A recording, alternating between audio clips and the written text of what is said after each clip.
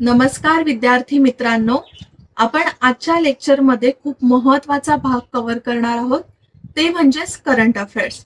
मागच्या महिन्यातले म्हणजेच जानेवारी 2022 मधले ज्या सगळ्या महत्वाच्या चालू घडामोडी आहेत, परीक्षेच्या दृष्टीने इम्पॉर्टंट असलेले करंट अफेअर्स, ते सगळे आजच्या लेक्चरमध्ये कव्हर होणार आहेत. त्यामुळे लेक्चर अगदी सुरुवातीपासून तर ते शेवटपर्यंत नीट बघा. थोडंसं सेक्शन वाईजच आपण हे लेक्चर घेणार आहोत किंवा सेक्शन वाईज प्रत्येक करंट अफेअर्स कव्हर करणार आहोत. परीक्षेच्या दृष्टीने महत्वाचे असणारच आहेत. आपला जो फॉर्मॅट असणार आहे, ऑलमोस्ट प्रत्येक वेळेला आपण करंट अफेअर्स साठी जो फॉर्मॅट फॉलो करतो, जसं क्वेश्चन आन्सरच्या स्वरूपात आणि त्या करंट अफेअर्सवर थोडीफार डिटेलमध्ये माहिती घ्यायची. आता प्रत्येक प्रश्नाच्या किंवा प्रत्येक करंट अफेअर्सच्याच एकदम डिटेलमध्ये जायचंय किंवा त्याची जायची गरज आहे असं नाहीये. जेवढं इम्पॉर्टंट आहे तेवढंच एक्सप्लेनेशन आपण बघणार आहोत. ओके, एक्झाम पॉइंट ऑफ व्ह्यूने पूर्णपणे अभ्यास करायचा आपल्याला. आणि तुम्हाला सुरुवातीला जे मी सांगितलं की सेक्शन वाईज जो आपण अभ्यास करणार आहोत, तर सेक्शन म्हणजेच काय की समजा एखादी गोष्ट घडते, तर इंटरनॅशनली जी घटना घडलेली आहे ती आपण सुरुवातीला घेऊया. मग नॅशनल लेवलला ज्या गोष्टी आहेत, जसं त्याच्यामध्ये अवॉर्ड वगैरे आले किंवा एखाद्या राज्याने कोणत्या तरी गोष्टीमध्ये, कोणत्या तरी अशा एखाद्या स्पेसिफिक सेक्टरमध्ये कोणती महत्वाची कामगिरी केली असेल आणि त्यासाठी त्यांना सन्मानित करण्यात आलं असेल, त्याबद्दलची माहिती सुद्धा खूप महत्वाची ठरते.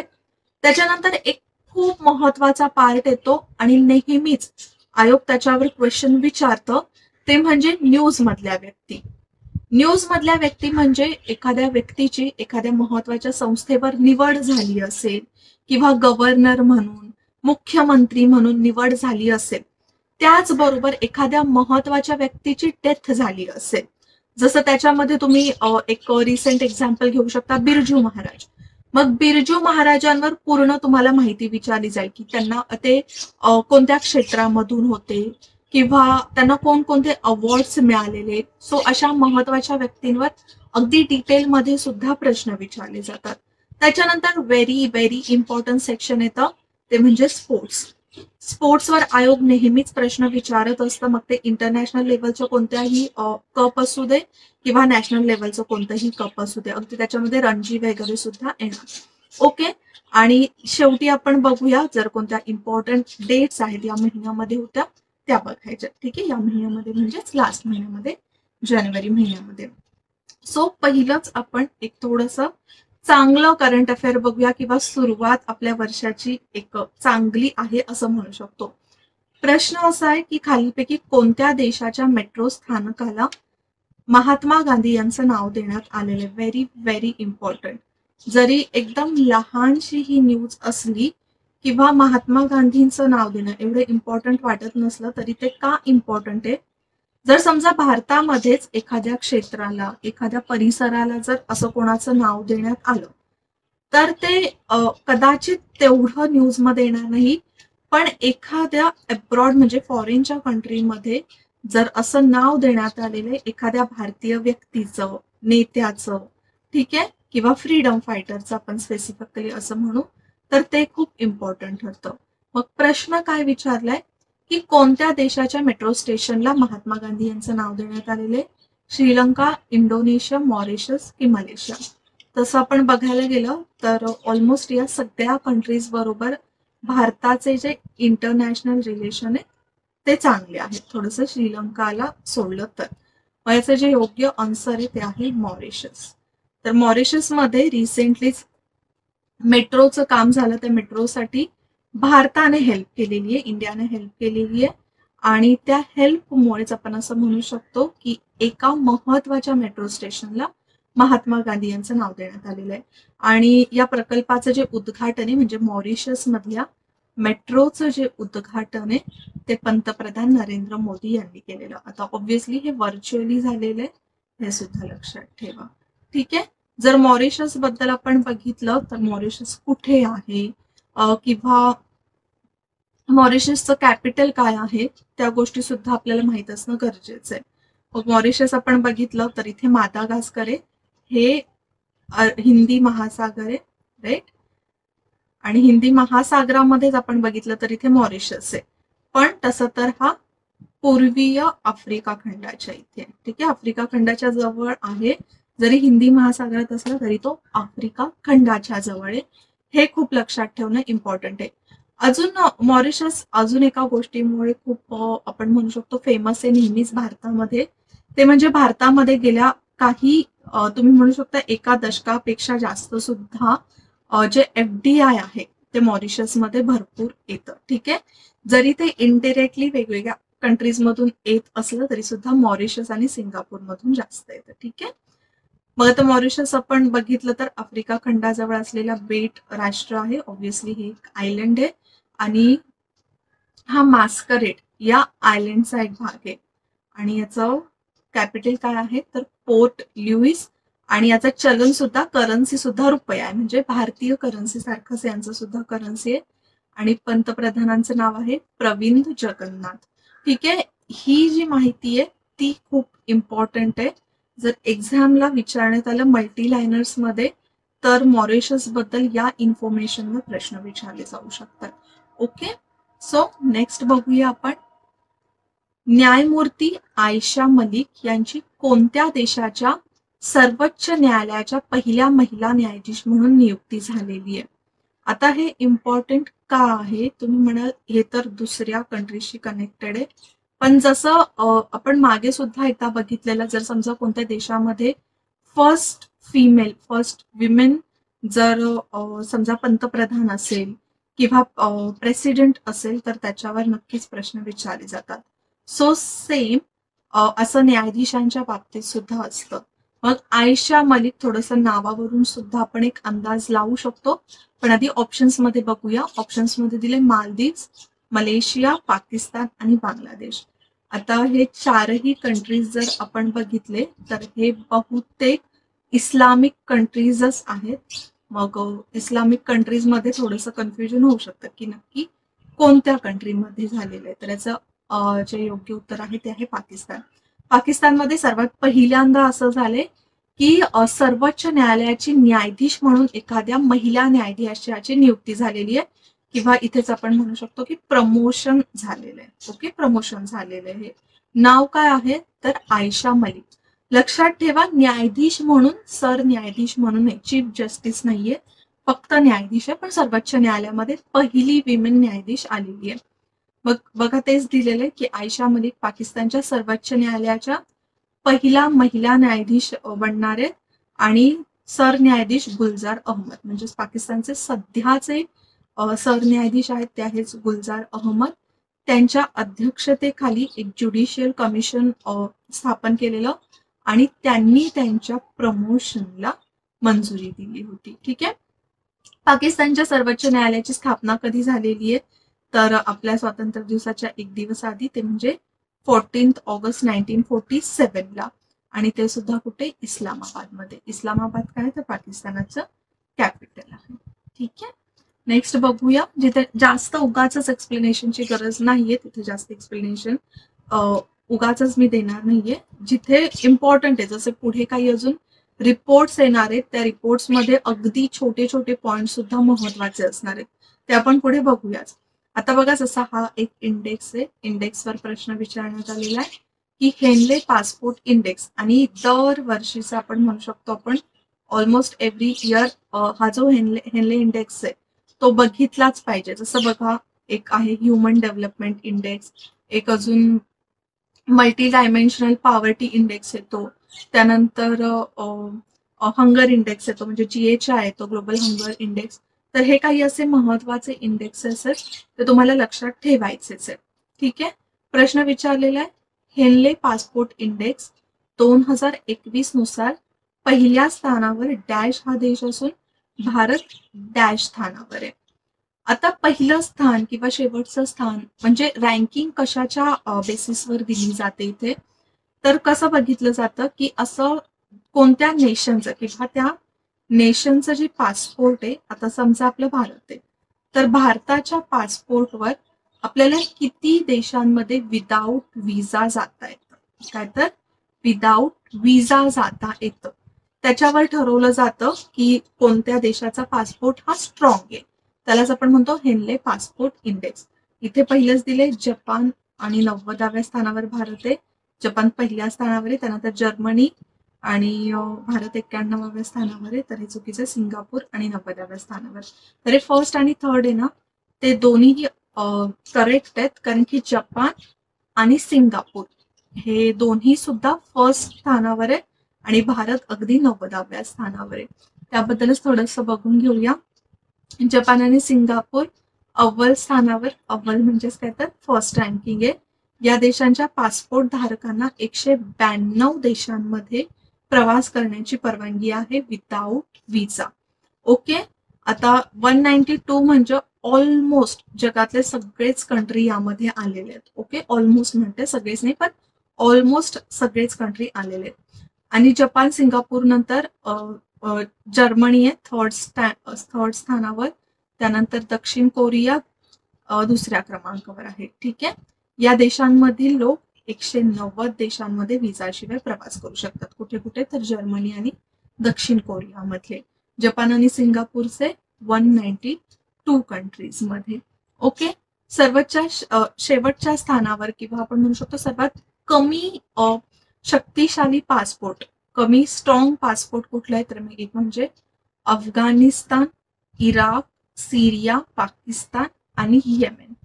हे क्रमवारीतील सर्वात कमी शक्तिशाली पासपोर्ट आहेत. म्हणजेच यांचं कोणत्याच देशामध्ये विदाऊट विजा प्रवेश मिळत नाही या राष्ट्रांना. ठीक आहे, आणि भारत जे ते बुर्किनो फासो आणि ताजिकिस्तानसह 90व्या स्थानावर आहे. म्हणजे भारताचं स्थान सुद्धा खूप बघायला गेलं तर मागे आहे. या रँकिंगनुसार या देशांचे पासपोर्ट धारक 58 देशांमध्ये प्रवेश करू शकतात. किती देशांमध्ये? 58 देशांमध्ये. जर आपण बुर्किनो फासो बघितलं तर हे एक आफ्रिकन कंट्री आहे किंवा एक पश्चिमेला असणारं आफ्रिकन देश आहे. आणि रिसेंटलीच हे न्यूज मध्ये होतं, कारण की इथे आता जे लष्करी सत्ता आहे, बऱ्याच वेळेला आपल्याला पाकिस्तानच्या बाबतीत बघायला मिळते, तर तिथे आता आर्मीचं राज सुरू झालेलं आहे बुर्किनो फासोमध्ये. हे सुद्धा लक्षात ठेवू शकता, महत्वाचं आहे. ठीक आहे, त्याच्यावर सुद्धा प्रश्न विचारला जाऊ शकतो. नेक्स्ट प्रश्न बघूया. आता आय होप तुम्हाला हेनले पासपोर्ट इंडेक्स बद्दल सगळी माहिती जी आहे ती नीट समजली असेल. भारताचं स्थान, भारताबरोबर अजून कोण कोण आहे, सुरुवातीचे जे स्थान आहेत, जे रँकिंग्स आहेत ते माहिती असणं गरजेचं आहे. ठीक आहे, पुढे आहे transparency international corruption perception index, CPI 2021. त्याच्यानुसार आपल्याला बघायचं की खाली योग्य विधान कोणकोणती आहेत. तर आता हे काय आहे CPI करप्शन परसेप्शन इंडेक्स?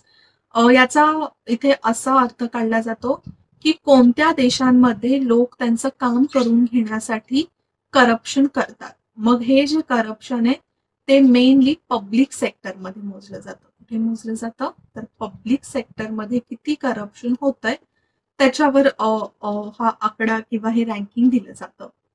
ए विधाने भारत 85व्या स्थानावर आहे व भारताला 40 गुण मिळालेले आहेत. तर हे अगदी योग्य. 0 ते 100, 0 ते 100 पर्यंतचे हे मार्क्स दिले जातात आणि त्याच्यावरून ठरवलं जातं की कोण कोणत्या स्थानावर आहे. त्यानंतर डेन्मार्क, फिनलंड, न्यूझीलंड 88 गुणांसह निर्देशांकात अव्वल स्थानी आहेत. 88 मार्क्स डेन्मार्क, फिनलंड आणि न्यूझीलंडला मिळालेले. तर हे सुद्धा बघा, डेन्मार्क, फिनलंड आपण बघितलं तर हॅपीनेस इंडेक्स मध्ये म्हणा किंवा HDI मध्ये म्हणा, हे सगळे टॉपवर असणारे कंट्रीज आहेत. स्वीडन आलं त्याच्यामध्ये, नॉर्वे आलं, राईट, तुम्ही नेहमीच ऐकत असाल. त्यानंतर श्रीलंका 102 तर नेपाळ 117व्या स्थानावर आहे. श्रीलंका आणि नेपाळ आपण बघितलं तर हे आपले शेजारचेच देश आहेत, त्यामुळे त्यांची रँकिंग सुद्धा माहीत असणं गरजेचं आहे.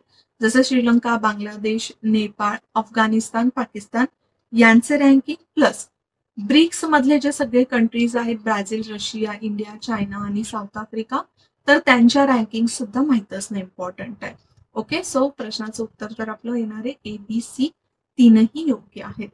मग आता ही जी हा जो इंडेक्स आहे तो प्रसारित केला जातो, पब्लिश केला जातो ट्रान्सपरन्सी इंटरनॅशनल या संस्थेकडून, आणि हा एव्हरी इयर प्रसारित केला जाणारा इंडेक्स आहे.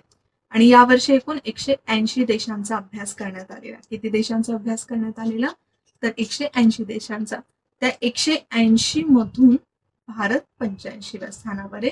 जर कम्पेअर केलं तर ओके सुद्धा आहे, पण तेवढं नाही, कारण की मार्क्स बघितले तर खूप कमी आहेत.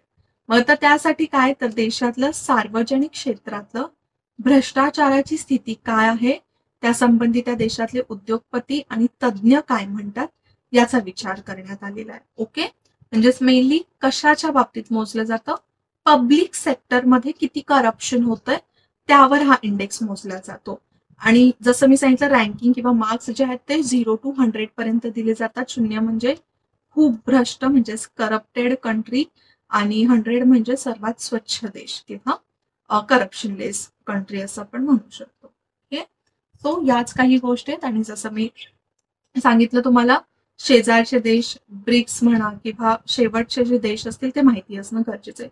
सुरुवातीचं आपण बघितलं डेन्मार्क, न्यूझीलंड, फिनलंड वगैरे. तर शेजारच्या देशांमध्ये चायना 66 वर आहे, म्हणजे इंडियाच्या तरी पुढे. श्रीलंका 102 वर, नेपाळ 117, पाकिस्तान 140 आणि बांगलादेश 147. ब्रिक्स देशांमध्ये अगेन हे 66 आत्ताच आपण बघितलं. साऊथ आफ्रिका 70 वर आहे, भारत 85, ब्राझील 66 आणि रशिया 136 वर आहे.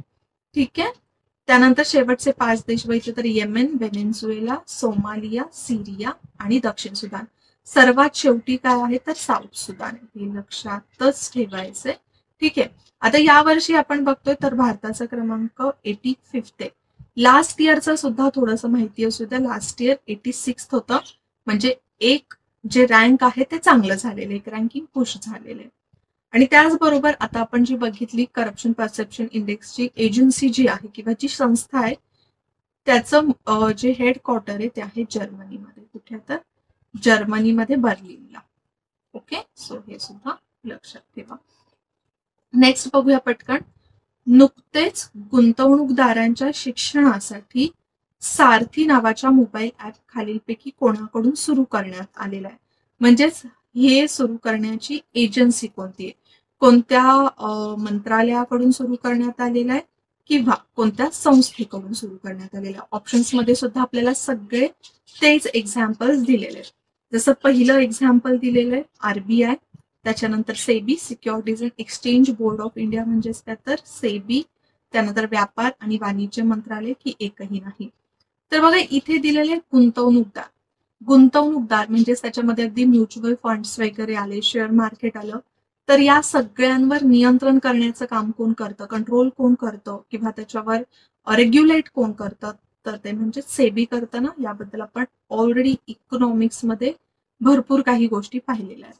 मग ऑब्व्हियस आहे, जर गुंतवणूकदारांच्या संबंधित असेल तर सेबी कडून ही जी हे जे ऍप आहे ते सुरू करण्यात आलेले आहे. नाव काय आहे तर सारथी, आणि याचं मेन मोटिव्ह काय आहे तर ते म्हणजेच जे कोणी इन्व्हेस्टर्स आहेत, जे कोणी गुंतवणूकदार आहेत, त्यांच्या एक प्रकारे अवेअरनेससाठी किंवा शिक्षणासाठी हा ऍप सुरू करण्यात आलेला आहे. राईट, तेच दिलेलं बघा. गुंतवणूकदारांना सिक्युरिटी मार्केटबद्दल अचूक ज्ञान देऊन सक्षम करणे हे या ऍपचं मुख्य उद्दिष्ट आहे. आणि सध्या तरी हे ऍप हिंदी आणि इंग्लिशमध्ये अवेलेबल आहे. अजून तरी अदर लँग्वेजेसमध्ये आलेले नाहीये, सध्या फक्त हिंदी आणि इंग्लिशमध्ये अवेलेबल आहे. जर सेबी बद्दल आपण बघितलं तर सेबीचं सर्वात महत्वाची एक गोष्ट माहिती असली पाहिजे की सेबीची स्थापना कुठे झालेली, सेबीचं हेडक्वार्टर कुठे आहे, त्यानंतर सेबीचे सध्याचे चेअरपर्सन कोण आहेत ते इम्पॉर्टंट आहेत. या 3 गोष्टी खूप इम्पॉर्टंट आहेत माहीत असणं. ठीक आहे, सेबीचं हेडक्वार्टर तर सगळ्यांना माहितीच असलं पाहिजे, मुंबईला आहे. मुंबईला हेडक्वार्टर असलं तरी काही कोलकाता, चेन्नई, दिल्लीला त्याचे इतर जे रिजनल ऑफिसेस आहेत ते सुद्धा आहेत. ओके, मग आता ही मेनली सेबी काय करतं, जसं मी तुम्हाला सांगितलं, भांडवली बाजारात नियंत्रण ठेवणारी सर्वोच्च संस्था, कॅपिटल मार्केटमध्ये नियंत्रण ठेवणारी संस्था आहे. ठीक आहे, आणि सेबीची स्थापना कधी झालेली तर सेबीची एक फक्त गुंतवणूकदारांसाठी अशी स्थापना झालेली अवैधानिक संस्था म्हणून. ओके, ही एक स्टॅच्युटरी बॉडी नव्हती, नॉन स्टॅच्युटरी बॉडी होती. त्याची शिफारस केली होती GS पटेल या समितीने स्थापना झालेली 1988 मध्ये. आणि त्यानंतर काही अशा गोष्टी घडल्या की ज्याच्यामुळे सेबीला एक स्वायत्त आणि वैधानिक दर्जा देण्यात आला, त्याच्यासाठी एक कायदा करण्यात आला आणि त्या कायद्यानुसार 31 मार्च 1992 पासून सेबीला वैधानिक दर्जा देण्यात आला. तर इथे आता ह्या 2-3 गोष्टी तुम्हाला माहिती असल्या पाहिजेत. घटनात्मक संस्था असणे किंवा वैधानिक संस्था असणे याच्यामध्ये काय काय फरक आहे. ठीक आहे. घटनात्मक म्हणजेच काय की आपल्या राज्यघटनेमध्ये म्हणजेच कॉन्स्टिट्यूशन मध्ये जे काही आपल्या तरतुदी दिलेल्या आहेत त्याच्यानुसार जर एखादा कायदा किंवा एखादी संस्था स्थापन करण्यात आली असेल, म्हणजे त्याच्यामध्ये इलेक्शन कमिशन आलं, माहिती आयोग आलं, या सगळ्या घटनात्मक संस्था आहेत, राईट. आणि वैधानिक संस्था म्हणजेच काय की घटनेमध्ये दिलेल्या तरतुदीनुसार एखादा वेगळा स्पेसिफिक कायदा करण्यात आला आणि त्याच्यानुसार मग त्या संस्थेची स्थापना करण्यात आली, तर त्याला आपण म्हणतो वैधानिक संस्था. ठीक आहे. तसंच आहे सेबी. पुढे 1998 मध्ये भारत शासनाने सेबीला संपूर्ण भांडवली बाजाराचं नियंत्रक म्हणून घोषित केलं. बघा, सेबीला जरी वैधानिक दर्जा देण्यात आला असला ना तरी सेबीला तेवढे राईट्स मार्केटमध्ये देण्यात आले नव्हते. मार्केटमध्ये म्हणजेच फक्त भांडवली बाजाराचं बोलतोय ना आपण इथे, देण्यात आले नव्हते. पण मग एक खूप मोठा घोटाळा झालेला त्याबद्दल तर तुम्हाला माहिती असलीच पाहिजे. ठीक आहे. त्यालाच आपण स्कॅम 1992 सध्या ओळखतो आणि त्यामुळे मग असे काही स्कॅम्स परत होऊ नये त्यामुळे सेबीला खूप असे राईट्स देण्यात आले होते. ठीक आहे. नेक्स्ट प्रश्न बघूया. शिक्षण मंत्रालयाने डॅश अभियान 100 दिवसांची वाचन मोहीम सुरू केलेली आहे. अच्छा, हे कोणती मोहीम आहे किंवा कोणतं अभियान आहे हा प्रश्न विचारलेला आहे. आपल्याला दिलेलं आहे की नक्की ही मोहीम कशाबद्दल आहे. तर 100 दिवसांची एक वाचन मोहीम आहे आणि कोणाकडून तर एज्युकेशन मिनिस्ट्रीकडून सुरू करण्यात आलेली आहे. पढे भारत, समग्र शिक्षा, निपुण भारत मिशन की दीक्षा. तर याचं जे उत्तर आहे ते आहे पढे भारत अभियान किंवा पढे भारत मिशन असं सुद्धा म्हणू शकता. ठीक आहे.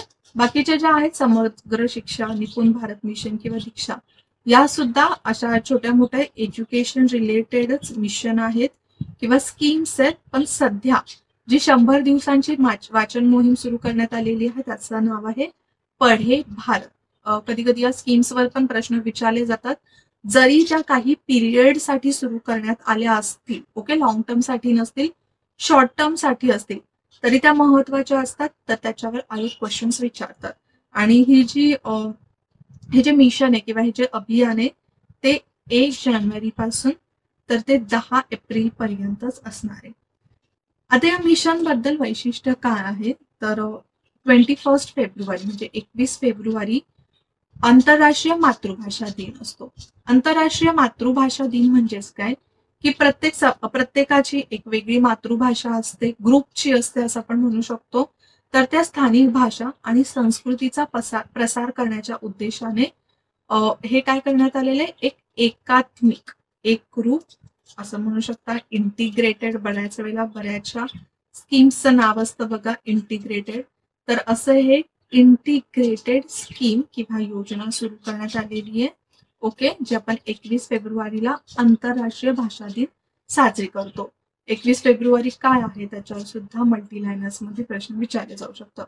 मग ही जी मोहीम आहे ती राष्ट्रीय शैक्षणिक धोरण 2020 म्हणजेच नॅशनल एज्युकेशन पॉलिसी ही माहितीच असली पाहिजे तुम्हाला.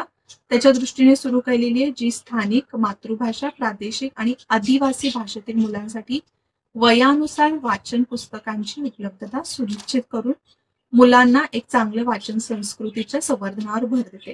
म्हणजेच बेसिकली मातृभाषेमध्ये पुस्तक अवेलेबल करून देते. ठीक आहे. आणि कशाच्या अंतर्गत तर NEPच्या अंतर्गत. अच्छा, NEP जर आपण बघितलं तर NEP 2020चं जे उद्दिष्ट आहे ते म्हणजेच भारताला जागतिक ज्ञान महासत्ता बनवणं. ठीक आहे. म्हणजेच भारताला स्कॉलर बनवणं असं याचं ध्येय आहे, महत्वाचं उद्दिष्ट आहे. जर आपण एज्युकेशन बघितलं, आता ज्या ज्या वेळेला करंट अफेअर्स मध्ये कुठेही एज्युकेशन बद्दल बोललं जातं किंवा एज्युकेशन बद्दल काही विचारलं जातं तर आपल्या कॉन्स्टिट्यूशन मध्ये, आपल्या राज्यघटनेमध्ये शिक्षणाशी रिलेटेड कोणकोणत्या तरतुदी आहेत ना ते माहीत असणं खूप गरजेचं आहे. तर सर्वात पहिल्यांदा शिक्षणाशी अशी तरतूद जी पूर्वीपासून आपल्या राज्यघटनेमध्ये आहे ती जर बघितली तर ती कोणती आहे, तर भाग 4 मध्ये, भाग 4 कशाशी संबंधित आहे, डीपीएसपीची, राईट. डीपीएसपी म्हणजेच काय, तर राज्य धोरणाची मार्गदर्शक तत्वे, त्यालाच आपण directive principles of state policies म्हणतो. मग या निर्देशक तत्वांच्या कलम 45 आणि 39F मध्ये राज्य अनुदानित तसेच न्याय आणि सुलभ शिक्षणाची तरतूद करेल. म्हणजेच राज्य काय करणार आहे, शिक्षणाची तरतूद करेल. ठीक आहे, असं एक धोरण दिलेलं आहे, मूलभूत तत्व दिलेलं आहे. त्यानंतर 1976 मध्ये काय करण्यात आलं, जे 42वी घटना दुरुस्ती झाली, याला आपण मिनी कॉन्स्टिट्यूशन म्हणतो. या घटना दुरुस्तीने शिक्षण जे आहे ते राज्यसूचीमध्ये होतं पूर्वी. ओके, ज्या 3 सूचींचा आपण अभ्यास करतो 7व्या अनुसूचीमध्ये, 3 सूची कोणकोणत्या आहेत, राज्यसूची, संघसूची आणि समवर्ती सूची. ठीक आहे, मग आधी शिक्षणावर कायदे करण्याचा अधिकार किंवा कोणताही निर्णय घेण्याचा अधिकार फक्त राज्याला होता. पण 42व्या घटना दुरुस्तीने एज्युकेशनला जास्त इम्पॉर्टन्स देण्यात आलं आणि मग एज्युकेशन टाकण्यात आलं समवर्ती सूचीमध्ये. समवर्ती सूची म्हणजेच काय, जिथे राज्य आणि केंद्र दोन्ही सुद्धा कायदे करू शकतात, पण जर समजा काही क्लॅशेस निर्माण झाले तर जे काही संघाने किंवा केंद्राने केलेला जो कायदा असेल तो ऑब्व्हियसली वर चढ असणारे, सर्वोच्च असणारे. त्यानंतर 2002 मध्ये 86व्या घटना दुरुस्तीने 21A अंतर्गत शिक्षणाला अंमलबजावणी योग्य अधिकार बनवले. 21A काय म्हणते आपलं, 21A कशात आहे, तर भाग 3 मध्ये 21A नुसार काय करण्यात आलं, तर 6 ते 14 वर्ष वयोगटातील जी मुलं आहेत त्यांना शिक्षणाचा अधिकार देण्यात आला. आणि शिक्षण कोण अवेलेबल करून देणार आहे, सरकार अवेलेबल करून देणार आहे.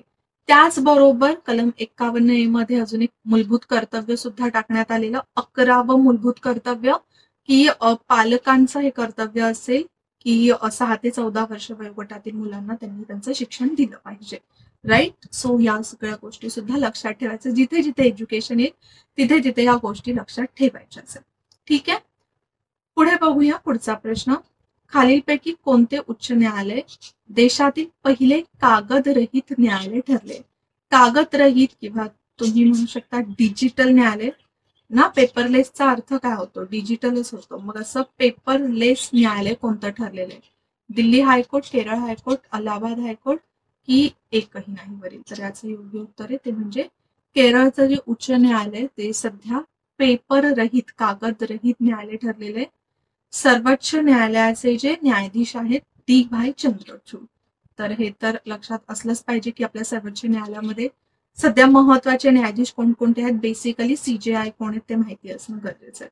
तर मला सांगा की सध्या भारताचे CJI कोण आहेत.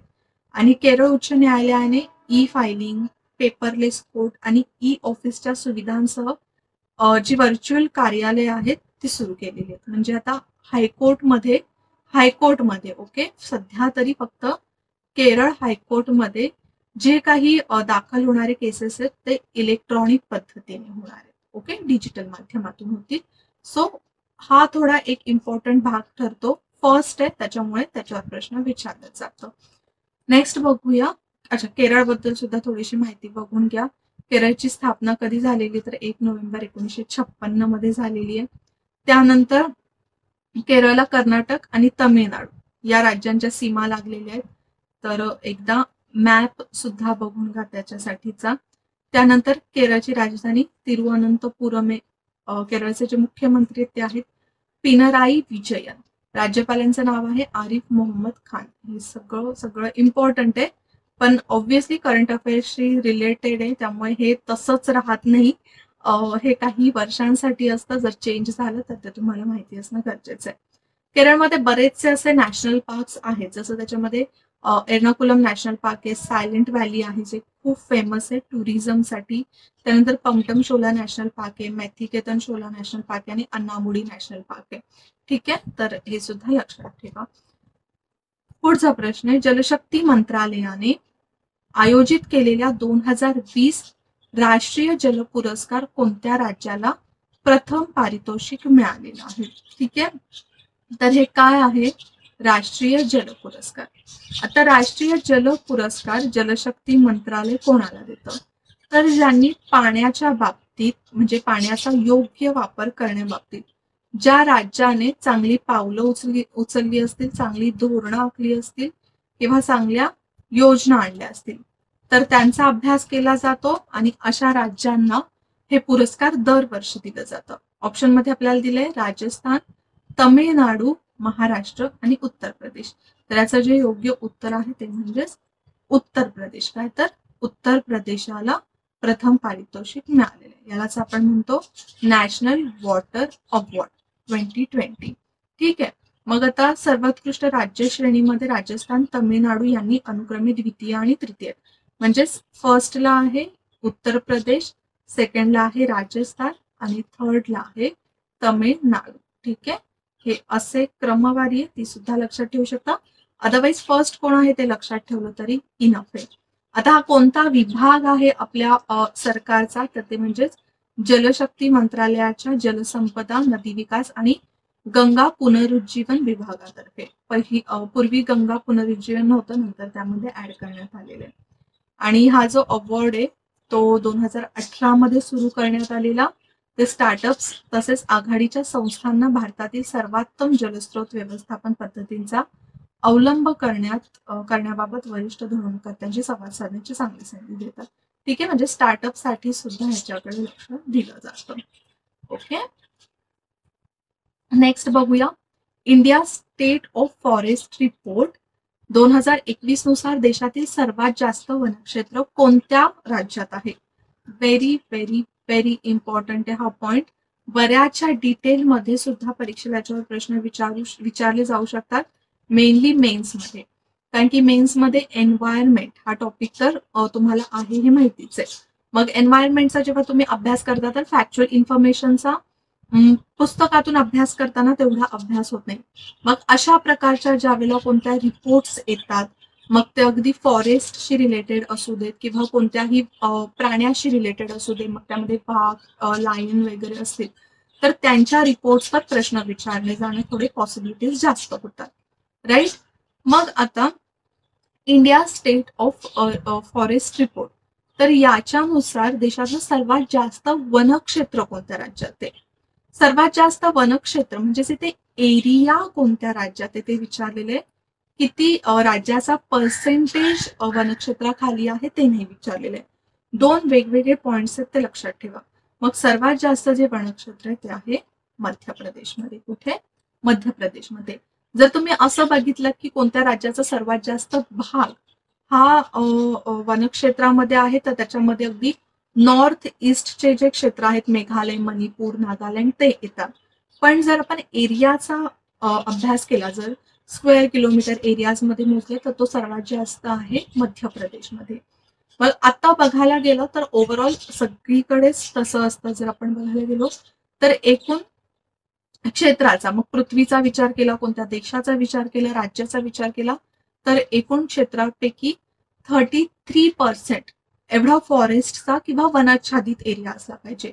मग देशाचं एकूण जे सध्या आपल्याकडे क्षेत्र आहे, वनांचं क्षेत्र, ते आहे 80.9 दशलक्ष हेक्टर, म्हणजेच 80 मिलियन हेक्टर आहे. एवढे लक्षात ठेवा.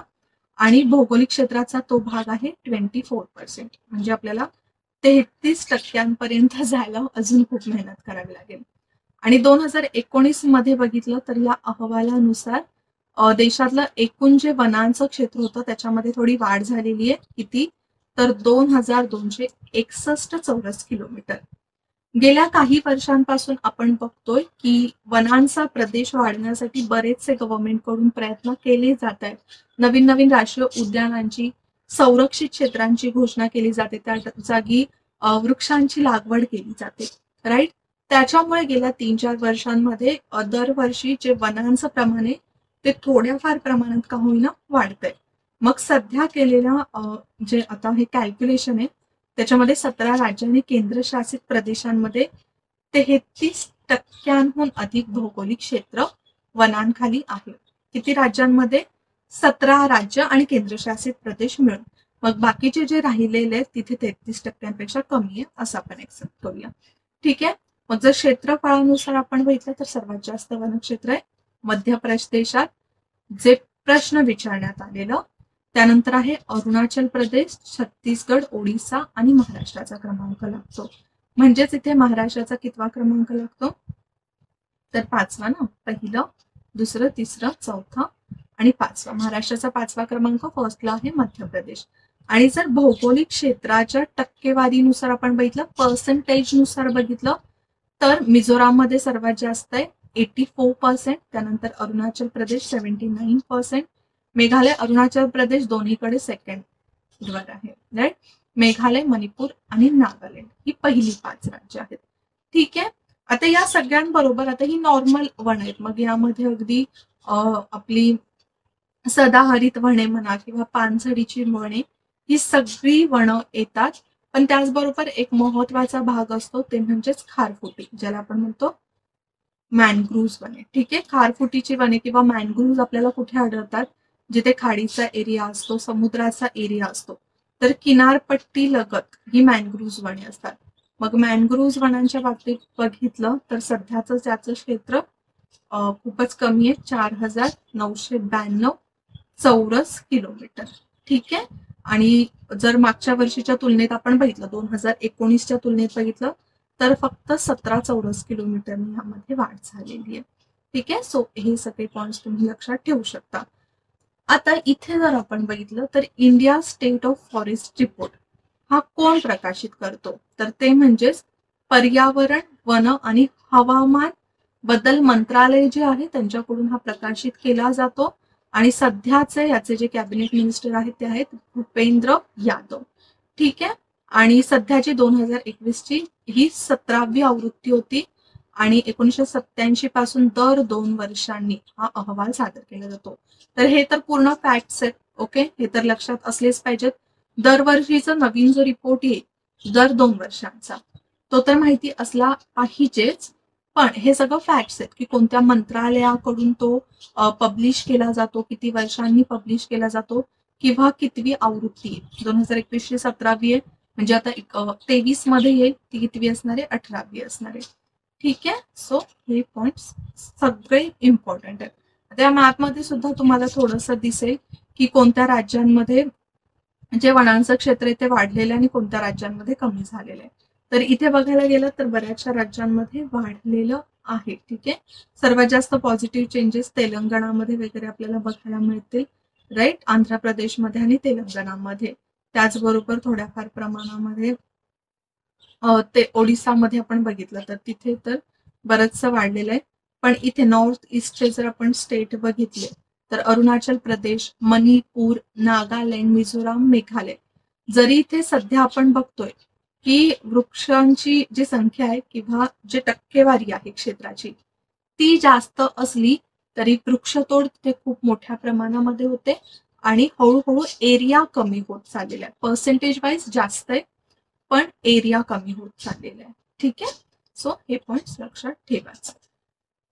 नेक्स्ट आता वळूया थोडंसं, आता आपण अशा प्रश्नाकडे वळायचंय की जिथे आपल्याला काही महत्वाच्या व्यक्तींची माहिती मिळेल.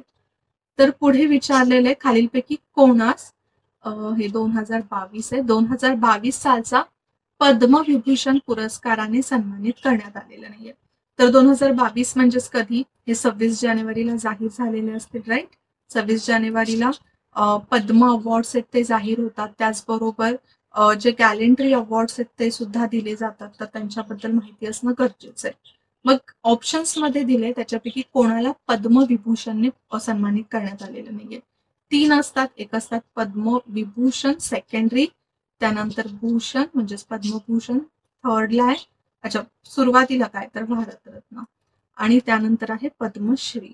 मग इथे विचारण्यात आलेले की पद्मविभूषण कोणाकोणाला मिळालेले आणि कोणाकोणाला नाही हे माहिती असं पाहिजे. मग इथे जे ऑप्शन मध्ये दिसतात आपल्याला, जनरल बिपिन रावत हे आधी आपले चीफ सिक्युरिटी ऑफ इंडिया होते, त्याच्यानंतर प्रभा अत्रे आणि कल्याण सिंह हे पूर्वी माजी मुख्यमंत्री आहेत, हे पण लक्षात ठेवा. तर या सगळ्यांना पद्मविभूषण पुरस्काराने सन्मानित करण्यात आलेलं आहे, पण सायरस पुनावाला यांना नाही. सायरस पुनावाला यांना पद्मभूषण या पुरस्काराने सन्मानित करण्यात आलेलं आहे. आता प्रत्येकाची नावं लक्षात ठेवणं गरजेचं नाहीये, कारण की बघायला गेलं तर पद्मश्री एकूण 107 जणांना देण्यात आलेले आहे.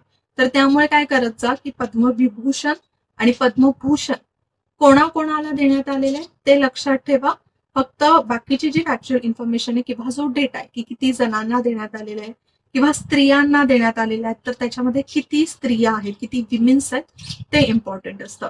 मग टोटल आपण बघितलं तर टोटल म्हणजे हे तीनही मिळून 128 पद्म पुरस्कार प्रदान करण्यात आलेले, ज्याच्यामध्ये फक्त 4 पद्मविभूषण आहे, 17 पद्मभूषण आणि 107 पद्मश्री. ठीक आहे, यांच्यामध्ये 34 विमेन्स आहेत, हे लक्षात ठेवा. आणि त्याचबरोबर परदेशी NRI किंवा PIO या श्रेणीमध्ये 10 व्यक्ती आहेत आणि 13 जणांना मरणोत्तर म्हणजेच मृत्यू नंतरचा पद्म अवॉर्ड देण्यात आलेले. आता एकदा लिस्ट बघून घ्या, थोडं फास्ट करते, तुम्ही पाहिजे तर सर्च करून सुद्धा ह्या लिस्ट बघू शकता. पण लक्षात ठेवा, आता प्रत्येक लिस्टमध्ये कोण कोण नाव आहेत ती मी सांगत बसत नाहीये तुम्हाला. इथे बघितलं तर प्रभा अत्रे या महाराष्ट्रातून आहेत, तर त्यामुळे महत्वाचं ठरतं.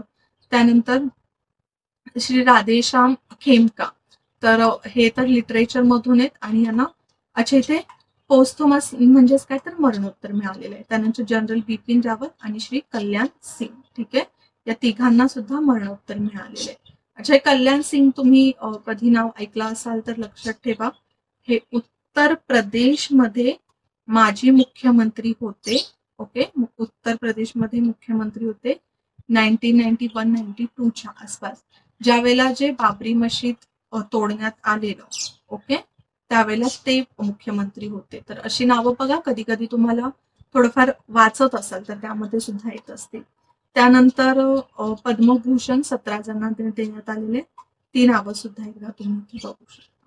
ओके, सो आय होप पद्म जे अवॉर्ड्स असतात ते थोडे इम्पॉर्टंट असतात, लक्षात ठेवणं. त्याचबरोबर पद्म अवॉर्ड्स बद्दलची जी हिस्ट्री आहे ती सुद्धा लक्षात ठेवायचा. पुढचा प्रश्न आहे, 95व्या अखिल भारतीय मराठी साहित्य संमेलनाच्या अध्यक्षपदी कोणाची निवड करण्यात आलेली आहे? हे again very very very important असतं. जे अखिल भारतीय मराठी साहित्य संमेलन त्याच्यावर नेहमीच प्रश्न आयोग विचारत असतं की अध्यक्ष कोण आहेत किंवा त्याच्यामध्ये जर काही महत्वाच्या गोष्टी घडल्या असतील त्याच्यावर प्रश्न विचारले जातात. ऑप्शन मध्ये दिले भारत ससाने, जयंत नारळीकर, फादर फ्रान्सिस डिब्रिटो आणि अरुणा ढेरे. आता 95वं जे अखिल भारतीय मराठी साहित्य संमेलन आहे ते होणारे लातूर येथे. कुठे तर लातूरमध्ये होणारे आणि त्याचे अध्यक्ष असणारे भारत ससाने. या आधीचं म्हणजे 94वं जे अखिल भारतीय मराठी साहित्य संमेलन आहे ते झालेलं नाशिकमध्ये. कुठे म्हणजे या वर्षीचं त्याचबरोबर मागच्या वर्षीचं कोण होतं ते महत्वाचं, लातूर उदगीर येथे बघा हे दिलेलं आहे. आणि अखिल भारतीय मराठी साहित्य संमेलन कशासाठी असतं ते म्हणजे मराठी लेखकांच्या साहित्यिक चर्चांचे वार्षिक संमेलन असतं. ठीक आहे, आणि मराठी ही तर आपली मातृभाषा आहे, अधिकृत भाषा आहे असं आपण म्हणू शकतो. आणि पहिले मराठी साहित्य संमेलन 1878 मध्ये झालेलं.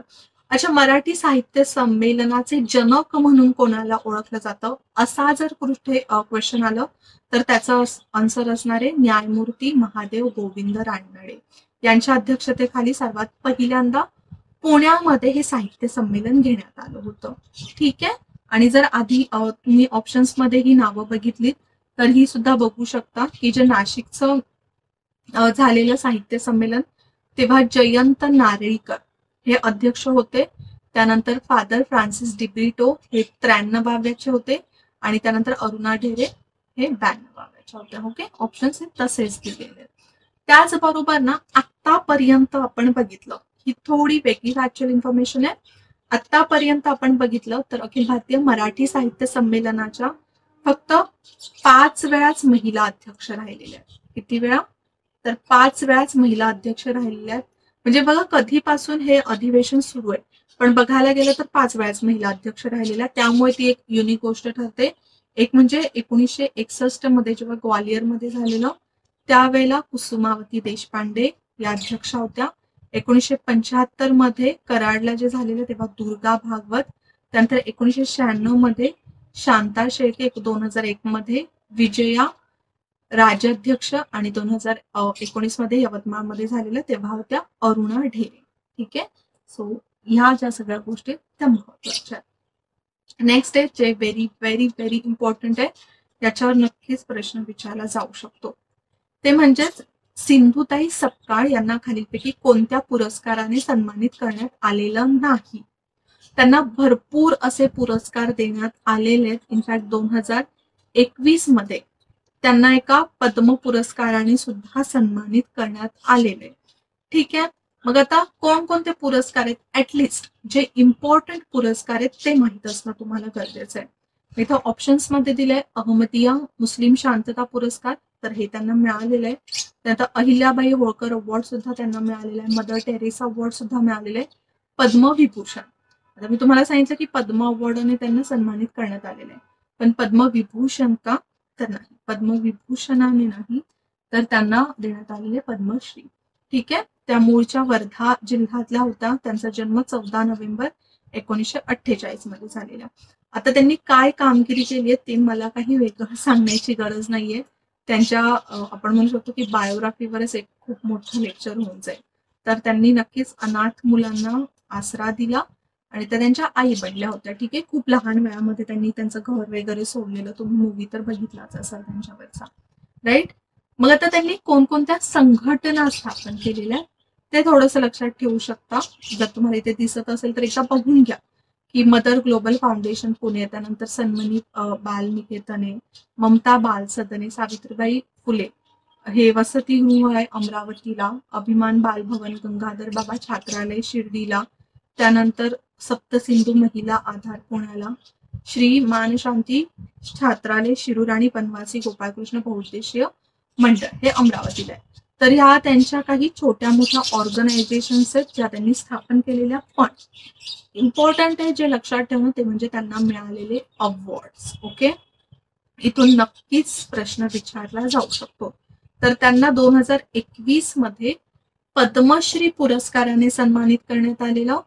त्याचबरोबर 2017 मध्ये जस्ट त्याच्या 2 वर्ष आधी राष्ट्रपतींकडून नारी शक्ती पुरस्कार सुद्धा देण्यात आलेला. 2016 मध्ये डॉक्टर डी.वाय. पाटील यांनी त्यांना डॉक्टरेट सुद्धा दिलेली. डी.वाय. पाटील हे एक इंजिनिअरिंग कॉलेज आहे पुण्यातलं, हे इम्पॉर्टंट आहे लक्षात ठेवा, नाही तर तुम्ही म्हणाल डी.वाय. पाटील काय आहे.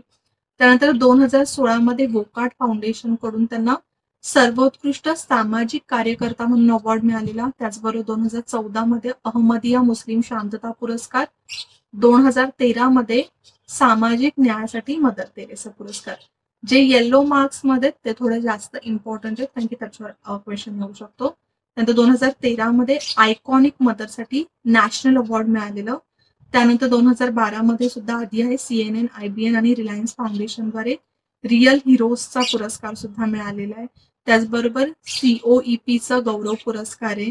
त्यानंतर COEP सुद्धा पुण्यातलं एक इंजिनिअरिंग कॉलेज आहे. त्यानंतर 2010 मध्ये अहिल्याबाई होळकर पुरस्कार मिळालेला आहे जो महाराष्ट्र शासनाच्या महिला आणि बाल कल्याण मंत्रालयाकडून दिला जातो. त्यानंतर 2008 मध्ये लोकसत्ताद्वारे वुमन ऑफ द इयर हा पुरस्कार मिळालेला आहे. 1996 मध्ये दत्तक माता पुरस्कार आणि 1992 मध्ये सामाजिक योगदानकर्ता पुरस्कार. ओके, सो हे काही इम्पॉर्टंट त्यांचे अवॉर्ड्स आहेत जे ज्यांना त्यांच्या कामासाठी मिळालेले ते लक्षात ठेवायचं. ठीक आहे, नेक्स्ट बघूया. VS पठानिया यांची नियुक्ती डॅशच्या महासंचालक पदी झालेली आहे. तर आता हे VS पठानिया हे कशाच्या बाबतीत आलं, निवड किंवा नियुक्तीच्या बाबतीत. आणि ज्या व्यक्तींची नियुक्ती होते तो व्यक्ती त्या वर्षीसाठी नक्कीच खूप इम्पॉर्टंट ठरतो.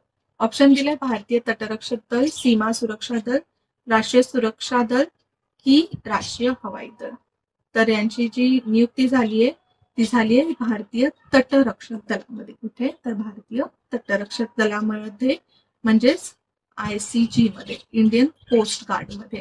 आणि ते 24वे डिरेक्टर जनरल बनलेले. महासंचालक म्हणजेच काय, ते डिरेक्टर जनरल. कितवे, 24वे. हे तुम्हाला लक्षातच ठेवायचे.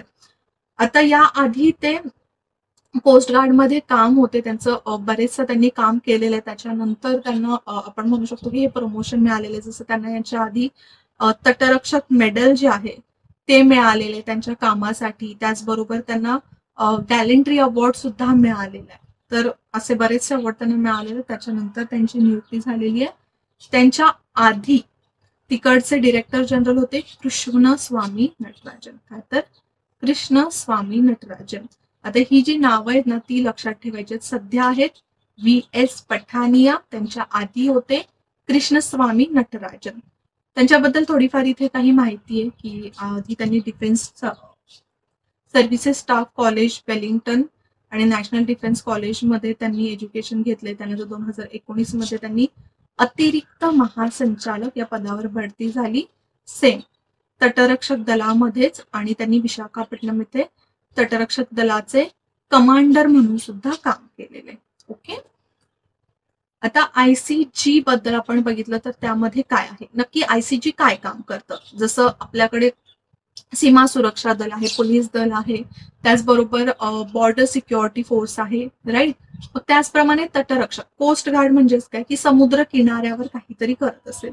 मग समुद्र किनारा कसा मोजला जातो, तर तो म्हणजेच 12 सागरी मैलांपर्यंतची, किती तर किनाऱ्यापासून 12 सागरी मैलांपर्यंतची, यालाच आपण म्हणतो नॉटिकल. ओके, 12 नॉटिकल सागरी सुरक्षा भारतीय तटरक्षक दलाच्या ताब्यात असते. ओके, सध्याचे संचालक आहेत VS पठानिया आणि स्थापना वर्ष काय आहे याचं तर 1977 हे 1900, आणि ब्रीद वाक्य आहे वयम रक्षा. ठीक आहे, तर हे नाव लक्षातच ठेवा, ही थोडी थोडी माहिती सुद्धा इम्पॉर्टंट आहे. अच्छा, रिसेंटलीच ICGचं म्हणजेच इंडियन कोस्टल गार्डचं आपण म्हणू शकतो स्थापना दिवस सुद्धा साजरा झालेला. तर तो कधी असतो किंवा तो डे कोणता असतो तो मला कमेंटमध्ये सांगा. नेक्स्ट आहे सिडनी पॉइटिए, हे खालीपैकी कोणत्या क्षेत्राशी निगडीत आहेत. आता हे का महत्वाचे आहेत, हे नाव तर एक तर वेगळं दिसतंय पण तरी पण का महत्वाचे. तर सिडनी पॉइटिए हे रिलेटेड आहेत ऍक्टिंगशी. कशाशी रिलेटेड आहे, ऍक्टिंगशी. तर ह्यांच्यापैकी स्पेशल असं काय, तर सध्या याच महिन्यात त्यांचा मृत्यू झालेला जानेवारीमध्ये. पण त्यांच्याबद्दल वेगळं का आहे, तर ते असे पहिले ऑस्कर विजेते जे कृष्णवर्णीय होते. कृष्णवर्णीय म्हणजेच आपण त्यांना काय म्हणतो, जे बऱ्याच वेळेला ऑस्कर मध्ये म्हटलं जातं की ऑस्कर मध्ये काय होतं, तर तिथे भेदभाव केला जातो ब्लॅक आणि व्हाईट मध्ये, ब्लॅक्सनं कन्सिडर केलं जात नाही असं बऱ्याच वेळेला म्हटलं जातं. तर त्याचे पहिले जे अपवाद आहेत तर ते होते, आणि त्यांना लिलीज ऑफ द फिट या चित्रपटासाठी 1963 मध्ये ऑस्कर मिळालेला ऍक्टिंगसाठी. ठीक आहे, त्याचबरोबर त्यांनी no way out, in the heat of the night, guess who's coming to dinner आणि टू सर विथ लव्ह या चित्रपटांमध्ये काम केलेलं आहे. काय तर सिडनी पॉइटिए हे नाव लक्षात ठेवा. पुढे आहे नुकतेच इस्रोच्या अध्यक्षपदी डॅश यांची नियुक्ती करण्यात आलेली आहे. आता अगेन व्हेरी इम्पॉर्टंट, इस्रो म्हणा किंवा सेबी म्हणा, त्याचबरोबर अशा काही महत्वाच्या ऑर्गनायझेशन्स आहेत ज्यांचे अध्यक्ष संचालक ज्या वेळेला निवडले जातात त्याच्यावर प्रश्न विचारले जातात. मग सध्या इस्रोच्या अध्यक्षपदी निवड करण्यात आलेली आहे ते म्हणजे S सोमनाथ यांची. कोणाची, तर S सोमनाथ यांची. ऑप्शन मध्ये आपल्याला K सिवान सुद्धा दिसतंय. तर जे K सिवान आहेत ते यापूर्वी अध्यक्ष होते इस्रोचे, आता त्यांचा कार्यकाळ संपला, मग त्याच्यानंतर आलेले ते म्हणजे S सोमनाथ. हे एक अग्निबाण वैज्ञानिक आहेत, रॉकेट सायंटिस्ट आहेत आणि अंतरिक्ष संशोधन संघटनेचे ते नवीन अध्यक्ष आहेत. ठीक आहे, आणि त्यांची निवड जी आहे ती 3 वर्षांसाठी करण्यात आलेली आहे. त्याचबरोबर ते इस्रोचे कितवे प्रमुख आहेत, तर 10वे प्रमुख आहेत, हे लक्षातच ठेवायचे. ओके, अच्छा, इस्रो बद्दल थोडीशी माहिती आपण बघितली तर इस्रोचं जे मुख्य, अच्छा इस्रो म्हणजेच काय, तर इंडियन स्पेस रिसर्च ऑर्गनायझेशन. हे काही मी तुम्हाला वेगळं सांगायची गरज नाहीये, पण लक्षातच ठेवायचंय. त्याचे जे संस्थापक आहेत विक्रम साराभाई, स्थापना झालेली 15 ऑगस्ट 1969 मध्ये, आणि त्याचबरोबर अंतराळ विभाग सुद्धा त्याच्या अंतर्गत आहे. ठीक आहे, नेक्स्ट बघूया.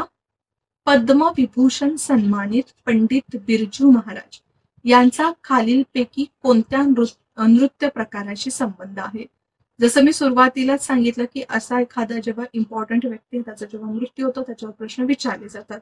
बघा, एकदम सिंपलचा प्रश्न, एवढा कठीण नाहीये, पण नक्की कोणत्या नृत्य प्रकाराशी ते संबंधित होते ते माहित असणं गरजेचं आहे. ऑप्शन्स मध्ये दिले आपल्याला भरतनाट्यम, कथकली, कथ्थक की कुचिपुडी. तर जे पंडित बिरजू महाराज आहेत ते कथ्थक शिकवायचे किंवा कथ्थक मध्ये ते पारंगत होते असं आपण म्हणू शकतो, ते सुद्धा लखनौ घराण्यातून. ठीक आहे, आता हे घराणे वगैरे एवढं डिटेलमध्ये माहिती नाहीये मला, पण ते लक्षात ठेवा. ब्रिज मोहन नाथ मिश्रा, त्यांचं पूर्ण नाव होतं ब्रिज मोहन नाथ मिश्रा, पण त्यांना ओळखलं जायचं पंडित बिरजू महाराज म्हणून. लखनौच्या कालका बिंदादीन घराण्यातील एक शास्त्रीय कथ्थक नृत्य प्रकारामध्ये ते होते. त्यांचा बर्थ डेट लक्षात ठेवू शकता, 4 फेब्रुवारी 1938. ठीक आहे, आणि त्यांना कधी पद्मविभूषण मिळालेले 1983 मध्ये. हे इयर लक्षात ठेवायचे. कोणता पुरस्कार मिळालेला आहे, पद्म अवॉर्ड तर मिळालेला आहे, पण कोणता पद्म अवॉर्ड मिळालेला आहे, तर पद्मविभूषण म्हणजे सेकंड हायेस्ट सिव्हिलियन अवॉर्ड मिळालेला आहे. राईट. त्यानंतर 2012 मध्ये अच्छा, अजून कोणकोणते त्यांना अवॉर्ड मिळाले किंवा अजून कोणकोणते त्यांची फेमस कामगिरी आहे तेच इथे. जसं बघा, 2012 मध्ये विश्वपुरम चित्रपटातील नृत्य दिग्दर्शनासाठी त्यांना नॅशनल अवॉर्ड मिळालेले. ओके, नॅशनल अवॉर्ड नॅशनल लेवलला दिलं जातं. त्याचबरोबर बाजीराव मस्तानीच्या मोहिरंगो लाल या गाण्याच्या कोरिओग्राफीसाठी 2016 मध्ये फिल्मफेअर मिळालेले. तर यामध्ये सर्वात इम्पॉर्टंट काय, एक म्हणजे पद्मविभूषण आणि दुसरं म्हणजेच नॅशनल अवॉर्ड. ओके, फिल्मफेअरवर वगैरे एवढं जास्त प्रश्न विचारले जाणार नाही, पण हा विचारलं गेलंच तर तुम्हाला माहिती असलं पाहिजे. ठीक आहे, नेक्स्ट आहे नुकतेच निधन पावलेल्या डॉक्टर अनिल अवचट यांच्या कोणत्या पुस्तकाला साहित्य अकादमीतर्फे उत्कृष्ट बाल साहित्याचा पुरस्कार मिळालेला. डॉक्टर अनिल अवचट तुम्ही न्यूजला पाहिलंच असाल, काही दिवसांपूर्वी यांचा मृत्यू झालेला आहे. ते एक रायटर होते, त्याचबरोबर ऍक्टर होते, समाजसेवक होते तर यांच्याबद्दल बरीचशी माहिती तुम्हाला तशी न्यूजपेपरमध्ये मिळाली असेल काही दिवसांपूर्वी.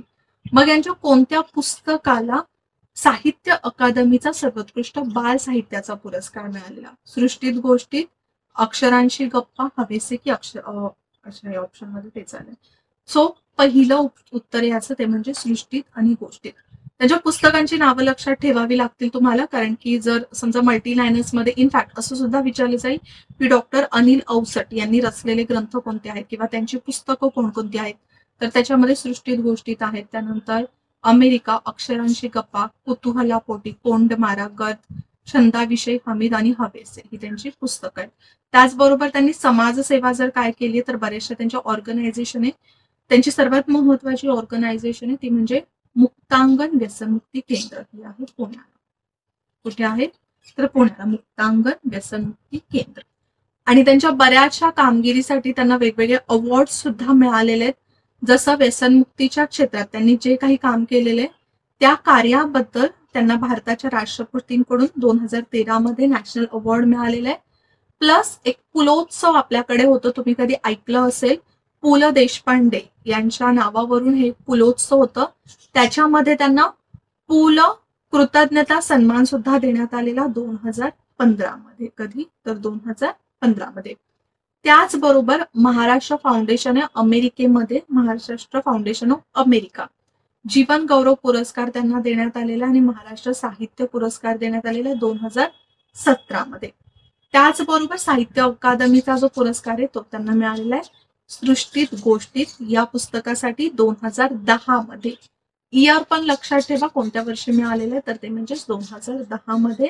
आणि महाराष्ट्र राज्य साहित्य पुरस्कार मिळालेला आहे 2011 मध्ये. ठीक आहे, जर त्यांचं आपण पुस्तक रचना बघितली तर खूप जुनी आहे, खूप वर्षांपासून ते लिखाण करतात आणि आता हे मिळालेले त्यांचे काही अवॉर्ड्स आहेत. नेक्स्ट बघूया, 34वे महाराष्ट्र राज्यस्तरीय पक्षी मित्र संमेलन डॅश इथे आयोजित करण्यात आले आहे. पंढरपूर, सोलापूर, कोल्हापूर की नागपूर. तर याचं जे योग्य उत्तर आहे ते म्हणजे सोलापूर. तुम्हाला या इमेज मध्येच दिसेल बघा, दिलेलं आहे 34th महाराष्ट्र पक्षी मित्र संमेलन 2021. आता इथे सोलापूरलाच का, सोलापूरमध्येच का, तर सोलापूरमध्ये जे आपण म्हणू शकतो की पक्ष्यांची संख्या सुद्धा आहे जास्त, वेगवेगळ्या प्रकारचे पक्षी आढळतात. त्याचबरोबर तिथे जे स्थलांतरित झालेले पक्षी असतात ते सुद्धा भरपूर मोठ्या प्रमाणामध्ये आढळून येतात. ठीक आहे, आणि या वर्षीचं जे पक्षी संमेलनाचं ब्रीद वाक्य होतं ते काय होतं, तर ग्रासलँड बर्ड ऑफ प्रे कॉन्झर्वेशन. प्रे म्हणजेच काय की शिकार, म्हणजेच माळरान शिकार पक्षी संवर्धन.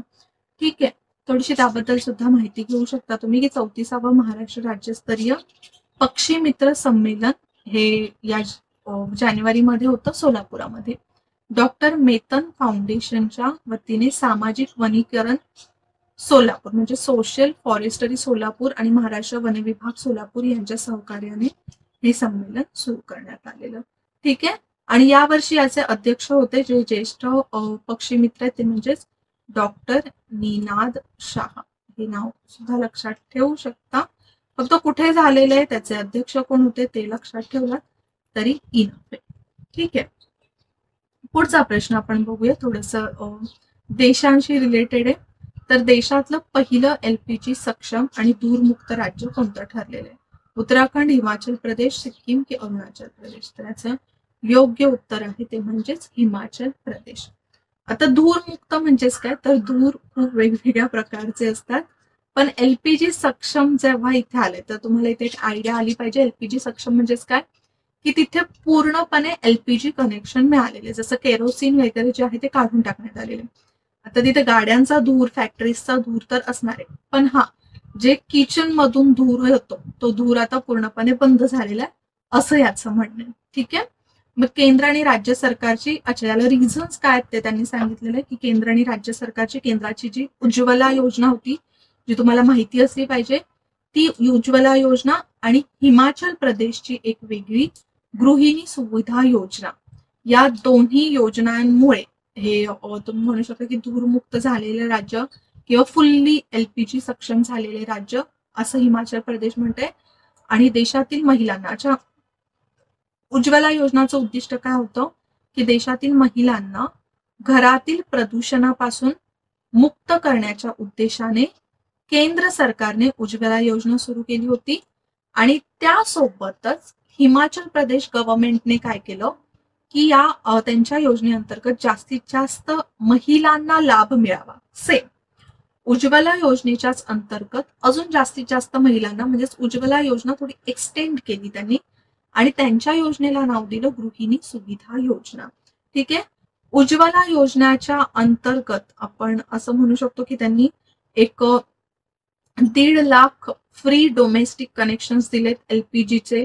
त्याचबरोबर गृहिणी सुविधा योजनेच्या अंतर्गत त्यांनी 3.5 लाख स्त्रियांना हे LPG कनेक्शन दिलेलं आहे. त्यामुळे त्यांचं असं म्हणणं आहे की आता पहिलं, ओके फर्स्ट आहे त्यामुळे इम्पॉर्टंट ठरतं, पहिलं LPG सक्षम आणि स्मोक फ्री म्हणजेच धूर मुक्त राज्य ठरलेलं आहे ते म्हणजेच हिमाचल प्रदेश. ठीक आहे, त्याबद्दलच इथे थोडीफार माहिती दिलेली आहे तर ती एकदा बघून घ्या, इनफ एवढं.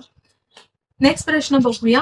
आता सुरुवात होते ते म्हणजे आपल्या स्पोर्ट्सच्या करंट अफेअर्सला. ठीक आहे, स्पोर्ट्सचे करंट अफेअर्स खूप इम्पॉर्टंट असतात, यामध्ये बऱ्याचशा गोष्टी कव्हर होतात, जसं कोणती चॅम्पियनशिप किंवा कप जिंकला असेल तर ते सगळं येतं. इम्पॉर्टंट पदी म्हणजे स्पोर्ट्सशी रिलेटेड जर कोणते इम्पॉर्टंट पद असतील किंवा कोणतं अवॉर्ड असेल तर ते सुद्धा सगळं इथे एकत्रच येतं. ठीक आहे, पुढे आहे अंडर-19 आशिया कप 2021 खालीलपैकी कोणी पटकावलं? हे लक्षात ठेवा, अंडर-19 चॅम्पियनशिप वेगळी असते आणि अंडर-19 एशिया कप आहे ते वेगळं आहे. सध्या अंडर-19 चॅम्पियनशिप जी आहे ती सुरू आहे. ठीक आहे, म्हणजे ही वर्ल्ड वाईड वाली आहे. आणि एशिया कप आहे जे डिसेंबरमध्ये झालेले, जानेवारी 1st आय थिंक त्याचं फायनल होतं किंवा 31st समथिंग. तर त्यामध्ये कोणी हा पदक पटकावलाय किंवा कप पटकावलंय? श्रीलंका, अफगाणिस्तान, भारत की पाकिस्तान? याचं योग्य उत्तर ते म्हणजे इंडियाने. ठीक आहे, इथे तुम्हाला दिसत असेल BCCIची ही इमेज आहे. आतापर्यंत इंडियाने बऱ्याच वेळेला हा आशिया कप जिंकलेला आहे आणि या वर्षी कोणाच्या विरोधात हे जिंकलेले आहे तर श्रीलंकेच्या विरोधात. ओके, वर्सेसला कोण होतं फायनल्सला? ते म्हणजे श्रीलंका. आणि कुठे होतं हे एशिया कप या वर्षी? तर UAE मध्ये, युनायटेड अरब एमिराट्स मध्ये. ठीक आहे, या आधी भारत 1989 मध्ये, 2003 मध्ये, 2012 मध्ये टाय झालेलं, त्यानंतर 2013-14 मध्ये, 2016 मध्ये जिंकलेलं, 2017 मध्ये हे लक्षात ठेवू शकता अफगाणिस्तान जिंकलेलं, त्यानंतर 2018, 19 आणि 21-20 मध्ये नाही झालेले. राईट, तर कंटिन्युअस भारताने हे कप जिंकलेले त्यामुळे महत्वाचं ठरतं. ठीक आहे, मग असं सुद्धा विचारलं जाऊ शकतो की कंटिन्युअस तिसऱ्यांदा भारत या स्थानावर आहे किंवा हे कप जिंकलेलं आहे, तर हे मल्टी लायनर्स मध्ये सुद्धा विचारलं जाऊ शकतं. राईट. नेक्स्ट पुढच्या प्रश्नाकडे पटकन वळूया आपण. अलीकडेच dash hockey Indian junior national championship जिंकलेलं आहे. म्हणजे आता हे आहे इंडिया ज्युनियर, म्हणजे हे नॅशनल लेवलचं चॅम्पियनशिप आहे. मग नॅशनल लेवलचं असलं तरी सुद्धा प्रश्न विचारले जातात. मग त्याच्यामध्ये कोणता तरी स्टेट जिंकेल. ऑप्शन मध्ये दिले आपल्याला ओडिसा, उत्तर प्रदेश, मणिपूर आणि केरळ. तर कोणत्या राज्याने जिंकलेले ते म्हणजे उत्तर प्रदेश. कोणत्या राज्याने जिंकलेले? पर्याय क्रमांक दुसरा आन्सर आहे उत्तर प्रदेशने जिंकलेले. आता थोडंफार याबद्दल माहिती असू द्या की कुठे हा फायनलचा सामना झालेला किंवा कधीपासून ही मॅच होते. जसं उत्तर प्रदेशच्या अपोजिटला होतं चंदीगड. चंदीगडवर 11वं हॉकी ज्युनियर नॅशनल्स होतं. कितवं होतं? 11वं होतं. चंदीगडवर त्यांनी मार्क मिळवलेला आणि तमिळनाडूच्या कोविलपट्टी इथे हे फायनल मॅच झालेली. ठीक आहे. ही मॅच कुठे झालेली? तर तमिळनाडूच्या कोवलीपट्टी इथे. अंतिम सामन्यात उत्तर प्रदेशने चंदीगडवर 3-1 असा विजय मिळवलेला आहे. स्कोर सुद्धा कधी कधी इम्पॉर्टंट ठरतो. आणि तिसऱ्या किंवा चौथ्या स्थानाच्या प्ले ऑफ सामन्यात हॉकी असोसिएशन ऑफ ओडिसाने हॉकी हरियाणाला 3-2 ने पराभूत करून तिसरे स्थान पटकवलेले. कोणी? तर ते म्हणजे हरियाणाची जी हॉकी असोसिएशन ऑफ ओडिसाची जी टीम आहे तिसने तिसरं स्थान पटकवले. विन कोण झालेले? ते म्हणजे उत्तर प्रदेश. अपोजिटला कोण होतं फायनल्स मध्ये? तर ते म्हणजे चंदीगड. आणि तिसऱ्या स्थानावर आलेले ते म्हणजेच ओडिसा. राईट. सो हे पॉइंट थोडे इम्पॉर्टंट ठरतात. नेक्स्ट बघूया. खालीलपैकी योग्य विधाने निवडा.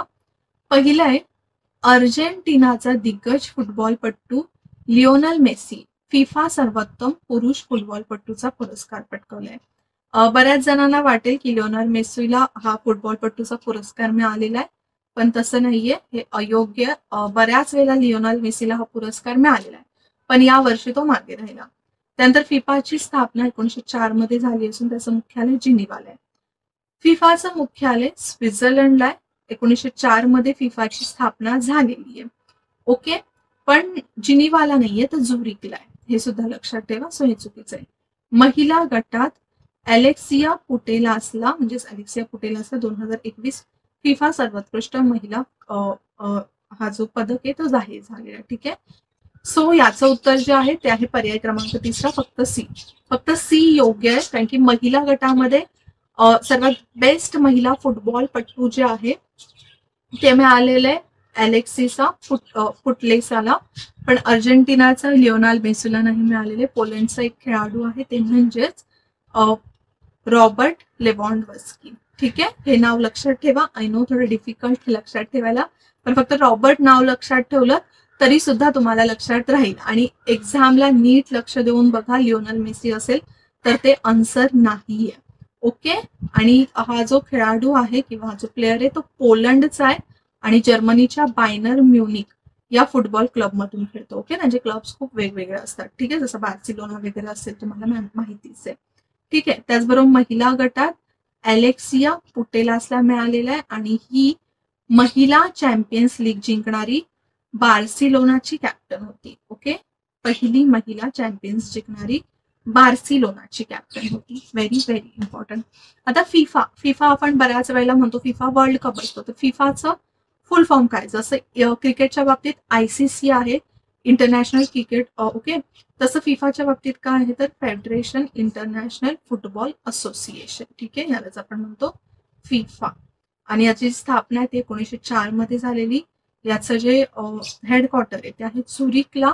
ब्रीद वाके for the game for the world. आणि सध्याचे जे अध्यक्ष आहेत ते आहेत जियानी इन्फॅन्टिनो. नाव लक्षात ठेवू शकता. काय आहे तर जियानी इन्फॅन्टिनो. ओके. इम्पॉर्टंट आहे. नेक्स्ट बघूया. आय नो लेक्चर थोडं मोठं होत आहे, पण आपण पूर्ण मंथचं करंट अफेअर्स बघतोय, तर जे महत्वाचे ते कव्हर केलेच पाहिजे. जसं आता आपण बघितलं की फिफाचे जे इम्पॉर्टंट सर्वोच्च फुटबॉल पट्टू वगैरे आहेत, महिला असू दे किंवा मेल मध्ये असू देत, त्याच्यावर अनेक वेळा प्रश्न विचारता आयोग किंवा छोट्या छोट्या ज्या मॅचेस होतात त्याच्यावर सुद्धा प्रश्न विचारले जातात. जरी ते नॅशनल लेवलला असल्या तरी सुद्धा प्रश्न विचारले जातात. प्रश्न आता आपल्याला दिला आहे पुढे की 2021चा world games athlete of the year पुरस्काराने भारतीय हॉकी गोलरक्षक PR श्रीजेश या सन्मानित करण्यात आलेले आहे. हे अगदी बरोबर आहे. हा पुरस्कार मिळवणारा श्रीजेश हा पहिला भारतीय ठरलेला आहे. हे चुकलेलं आहे, सेकंड भारतीय ठरलेला आहे. तर आता ऑब्व्हियसली याच्यावर प्रश्न विचारला जाणार आहे कारण की एक इंडियन आहे, तो ठरलेला आहे world games athlete. Okay, athletics मध्ये जे जे असतात, जसं ऑलिम्पिक्स मध्ये जे खेळतात ऑलमोस्ट त्याच्यामधून ॲथलेटिक्स निवडले जातात. तर ॲथलेटिक ऑफ द इयर हे जो अवॉर्ड आहे तो जो हॉकीचा गोलकीपर आहे, इंडियन हॉकी गोलकीपर, ते म्हणजेच PR श्रीजेश याला मिळालेला आहे. काय नाव आहे ते लक्षात ठेवा, PR श्रीजेश 2021चा. हा पुरस्कार मिळवणारा तो पहिला आहे का, तर नाही. फक्त ए बरोबर आहे, लक्षात ठेवा. पहिली होती राणी रामपाल. कोण होतं, तर राणी रामपाल. राणी रामपाल भारतीय महिला हॉकी क्रिकेटची कॅप्टन आहे, ते लक्षात ठेवा. ही फर्स्ट आहे, त्याच्यानंतर सेकंडला आहे श्रीजेश. ओके, हे लक्षात ठेवा. जर नेक्स्ट इयर कोणाला मिळाला तर तो थर्ड असेल. श्रीजेश हा एक भारतीय व्यावसायिक फील्ड हॉकी खेळाडू आहे जो राष्ट्रीय संघाचा गोलकीपर आणि माजी कर्णधार सुद्धा आहे. त्याला ऑलरेडी 2017 मध्ये पद्मश्री आणि 2021 मध्ये खेलरत्न पुरस्कार मिळालेला आहे. तर आता ऑब्व्हियसली या गोष्टी सुद्धा इम्पॉर्टंट ठरतात की आता त्याला ॲथलीट ऑफ द इयर मिळालेलं आहे, world athlete of the year. तर या आधी त्याला कोणते अवॉर्ड्स मिळाले, तर 2017 मध्ये पद्मश्री आणि 2021चाच खेलरत्न पुरस्कार सुद्धा देण्यात आलेला आहे. ठीक आहे, जसं आपण बघितलं की 2020चे जे ऑलिम्पिक्स झालेले, तर टोक्यो ऑलिम्पिक्स, तर त्या ऑलिम्पिक्समध्ये हॉकी पुरुष, बेसिकली पुरुष हॉकी संघाचं जे काही त्यांनी काम केलेलं किंवा सेमीफायनल्स पर्यंत गेलेलं ते खूप महत्वाचं ठरतं. राईट. नेक्स्ट आहे ICC अवॉर्ड 2021 नुसार सर्वोत्तम महिला क्रिकेटपटू म्हणून कोणाची निवड करण्यात आलेली आहे. लिझेल ली, गॅबी लुईस, स्मृती मंधाना की टॅबी ब्युमॉन्ट. तर हे सुद्धा अगेन इम्पॉर्टंट आहे. यामध्ये सर्वोत्तम महिला क्रिकेटपटू एक इंडियन आहे, त्यामुळे खूप महत्वाचं ठरतं. इनफॅक्ट इंडियन नसती, कोणी वेगळं जरी असतं तरी त्याच्यावर आयोग प्रश्न विचारतच. ठीक आहे, कारण की ICC क्रिकेटवर खूप डिटेल्ड मध्ये प्रश्न विचारण्यात येतात, अगदी IPL वर सुद्धा.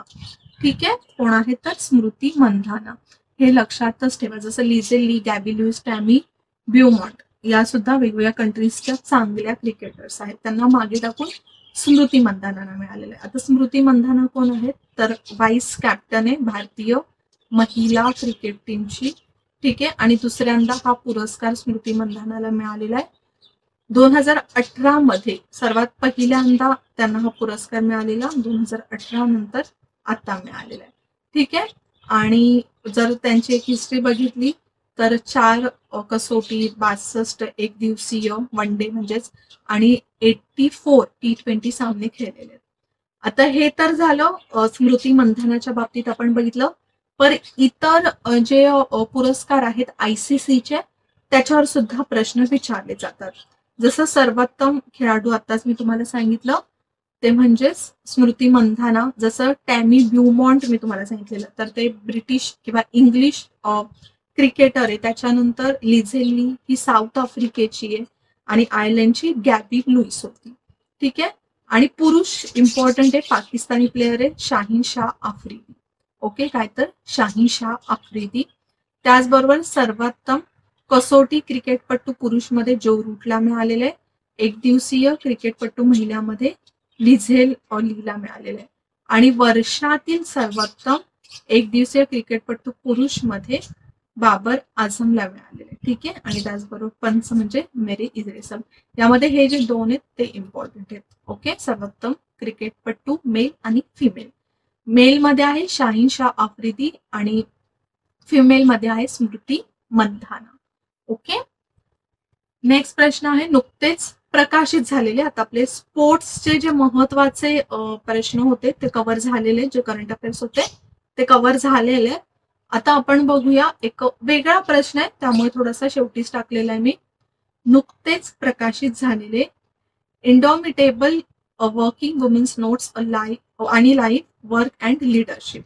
तर हे पुस्तक प्रकाशित झालेलं आहे, ते कोणाचं आत्मचरित्र आहे, कोणाची बायोग्राफी आहे असं विचारलेलं आहे. ऑप्शन्स मध्ये आपल्याला दिले सुषमा स्वराज, ममता बॅनर्जी, फाल्गुनी नायर की अरुंधती भट्टाचार्य. आता बघायला गेलं तर सगळ्या ज्या इथे आपल्याला विमेन्स दिसतात त्या सगळ्या फेमस आहे. सुषमा स्वराज आता नाहीयेत, तर त्यांच्यावरची ही बायोग्राफी नाहीये. त्यानंतर ममता बॅनर्जींची नाही, ममता बॅनर्जींची ममता म्हणून एक बायोग्राफी आलेली आहे.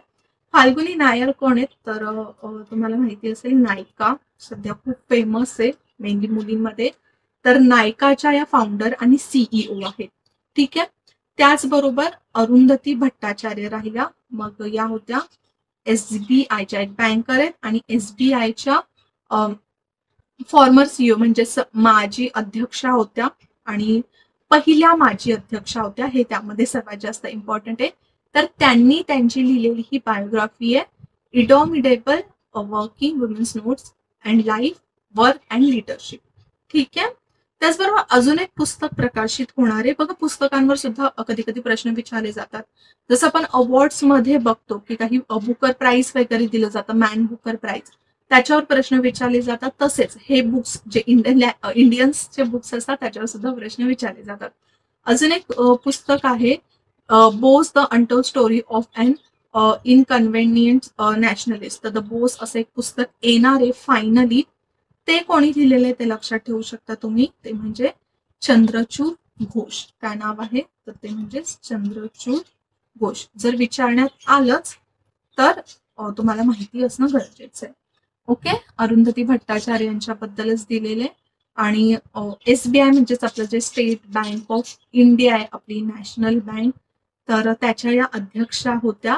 आता जर आपण बघितलं तर सध्याचे SBIचे अध्यक्ष आहेत दिनेश कुमार खारा. काय तर दिनेश कुमार खारा. SBIची स्थापना कधी झालेली 1955 मध्ये आणि मुख्यालय मुंबईला. राईट. आता पुढचा ऑलमोस्ट लास्ट प्रश्नाकडे आपण आलेलो आहे. इथे आपल्याला जोड्या लावा दिलेल्या आहेत. एका बाजूला डेज दिलेले आहेत आणि त्यांच्या डेट्स दिलेले आहेत की तो डे कोणत्या दिवशी सेलिब्रेट केला जातो. पहिला आहे ते म्हणजे जागतिक हिंदी दिवस. जागतिक हिंदी दिवस साजरा केला जातो 10 जानेवारीला. कधी तर 10 जानेवारीला. अच्छा, 10 जानेवारीच्या आसपास अजून एक दिवस साजरा केला जातो 9 जानेवारीलाच. तो दिवस साजरा केला जातो भारतीय प्रवासी दिन. आता हा प्रवासी दिन का साजरा केला जातो ते मला थोडंसं कमेंटमध्ये सांगा, इम्पॉर्टंट आहे. त्यानंतर वीर बाल दिवस हे मी मुद्दामून इथे ऍड केलेले कारण की हा या वर्षीपासून म्हणजे 2022 पासून हा दिवस सेलिब्रेट करण्यात येणार आहे आणि रिसेंटलीच त्याची घोषणा झालेली.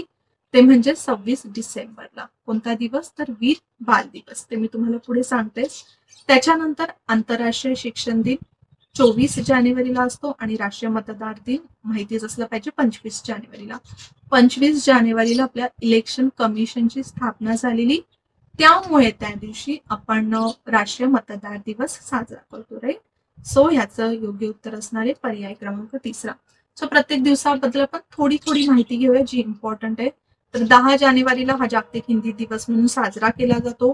जगभरामध्ये हिंदी भाषेचा प्रचार आणि प्रसार करण्यासाठी हा दिवस साजरा केला जातो. आता याची सुरुवात किंवा हिंदी दिवस आधीपासून साजरा केला जातो का तर नाही. हा दिवस साजरा केला जातो 10 जानेवारी 2006 पासून. त्यावेळेचे पंतप्रधान होते 2006 मध्ये कोण पंतप्रधान होते अगदी 2014 पर्यंत ते म्हणजे डॉक्टर मनमोहन सिंग. तर त्यांनी सुरुवात केलेली हिंदी दिवस साजरा करण्याची. कधी तर 2006 पासून. ओके. त्यानंतर जे वीर बाल दिवस मी तुम्हाला सांगितलं तर रिसेंटलीच गुरु 10वे जे शीख समुदायाचे गुरु होते गुरु गोविंद सिंग, हे तुम्हाला नाव माहीतच असेल. तर त्यांची मुलं होती ते म्हणजे साहिबजादा जोरावर सिंग आणि साहिबजादा फतेह सिंग. तुम्ही फतेह सिंग, जोरावर सिंग ही नावं ऐकली असतील. तर त्यांनी जी कामगिरी केली त्या कामगिरीसाठी ज्या दिवशी ते काम झालं त्या दिवशी त्यांच्या आठवणीमध्ये 26 डिसेंबर हा दिवस वीर बाल दिवस म्हणून ओळखला जातो.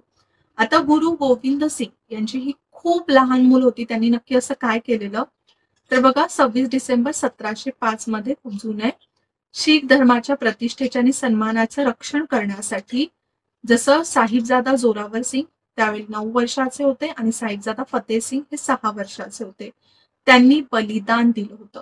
आता बलिदान दिलेलं म्हणजे नक्की काय केलेलं, की त्यांनी त्यांच्या शीख धर्मासाठी त्यांना भिंतीमध्ये जिवंत बंद करण्यात आलेलं. ओके, तर जी काही लढाई झालेली त्याच्यामध्ये त्यांना जिवंत बंद करण्यात आलेलं 26 डिसेंबरला. त्यामुळे 26 डिसेंबर हा दिवस वीर बाल दिवस साजरा करणार आहे. बाल दिवस का? कारण की ते खूप लहान होते त्यामुळे. ओके, त्यानंतर राष्ट्रीय मतदार दिन मी तुम्हाला सांगितलं आता 2022चा हा 12वा राष्ट्रीय मतदार दिन होता, कारण की त्याची सुरुवात झालेली 2011 पासून. ठीक आहे, जास्त जुनी नाहीये. आणि 25 जानेवारी 1950ला निवडणूक आयोगाचा स्थापना दिवस आहे. यावर्षीची थीम होती making elections inclusive, accessible and participative. काय तर making elections inclusive, accessible and participative. Right. So आपण ऑलमोस्ट सगळं जे आहे ते आता लेक्चरमध्ये कव्हर केलेलं आहे.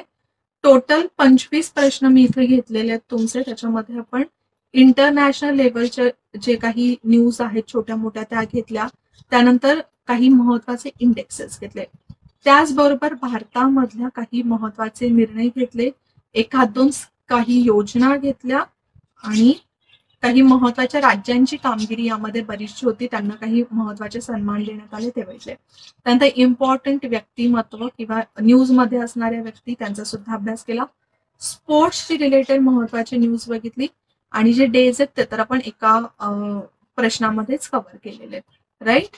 सो लेक्चरमध्ये आता आपण इथेच थांबूया. आय होप तुम्हाला लेक्चर नीट समजलं असेल.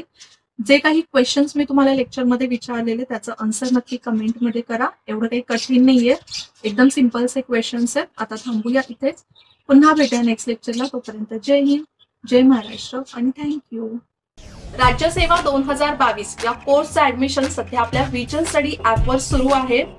कोर्स बद्दलची संपूर्ण माहिती विजन स्टडी ऍपवरच तुम्हाला मिळून जाईल. जर तुम्ही इंटरेस्टेड असाल आणि राज्यसेवेचा छान पद्धतीने अभ्यास करायचा आहे तर नक्कीच तुम्ही या बॅचला ऍडमिशन घेऊ शकता. सध्या कोर्सचे ऍडमिशन फी आहे 5,999. पण या कोर्स व्यतिरिक्त आपल्या विजन स्टडी ऍपवर भरपूर असं स्टडी मटेरियल अवेलेबल आहे. PDF नोट्स आहेत, टेस्ट सिरीज कंडक्ट केल्या जातात, तर त्या सगळ्या गोष्टींचा उपयोग तुम्ही तुमच्या अभ्यासामध्ये करू शकता. असाच अभ्यास करा. तुम्हाला तुमच्या पुढच्या एक्झामसाठी ऑल द बेस्ट.